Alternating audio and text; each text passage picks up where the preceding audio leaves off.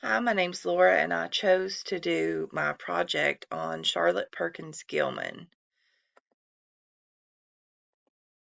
She was born in Hartford, Connecticut. Her father was of the famous Beecher family. Her aunt was Harriet Beecher Stowe, that wrote Uncle Tom's Cabin, so she had a lot of influences.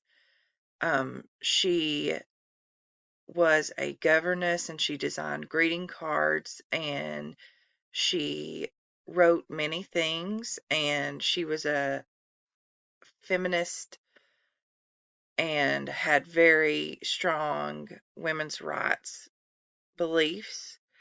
And she was reluctant, but she married Charles Stetson in 1884. And soon after, she had her daughter in 1885. Soon after her daughter's birth, Charlotte began to suffer what we now know is postpartum depression.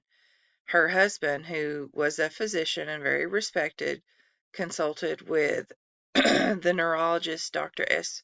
Wire Mitchell in Philadelphia to treat her.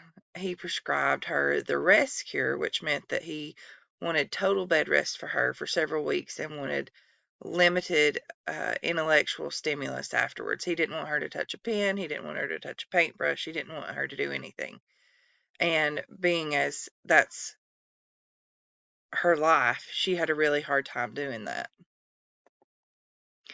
So they go to this countryside, and her husband secludes her into this room. And it has this horrible yellow wallpaper. She talks about how bad the pattern was, how bad it smelled, and she begins to obsess over this wallpaper. And she believes that there's a woman trapped behind the wallpaper.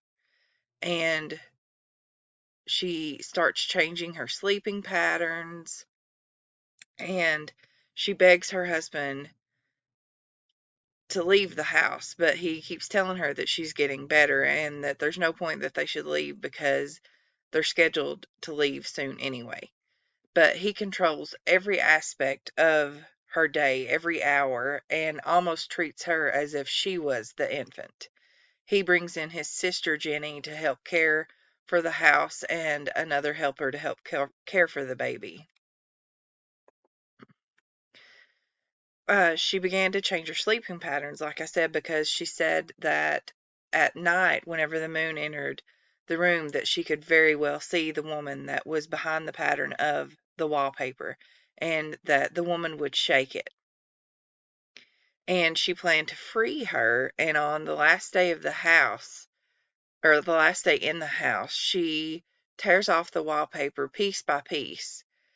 And she then says that she kind of likes the room because it's empty, but she mentions the bed being gnawed on. So that kind of lets you think that either A, she has got to the point where she's gnawing on the bed, or B, somebody else has been in there before and is gnawing on the bed. Um, she locks herself into the room, and she throws her key down because she doesn't want anyone else to come in and find her except for her husband, John. And when he finally gets there, he almost breaks the door down with an axe, and she finally decides that it would be a shame for that door to be broke down, so she tells him where the key is. She has to repeat it several times, and then when he finally gets in and sees her, he faints. And she says that because of ripping down the wallpaper, that the woman that was on the other side of the pattern, that whenever she pulled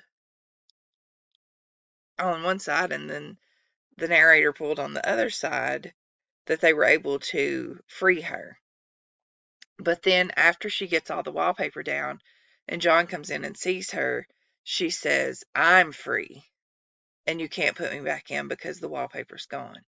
So I read this in both a literal and a symbolical way, meaning that I literally think that she had postpartum depression, and had it been a different day and time, they could have treated it with something other than the rest cure. And postpartum depression is very common now and easily treated. And symbolically, I believe that it was about how suppressed women were, and that she felt suppressed by being put in that room, obviously, and not being able to do anything. She had to sneak to write in the journal.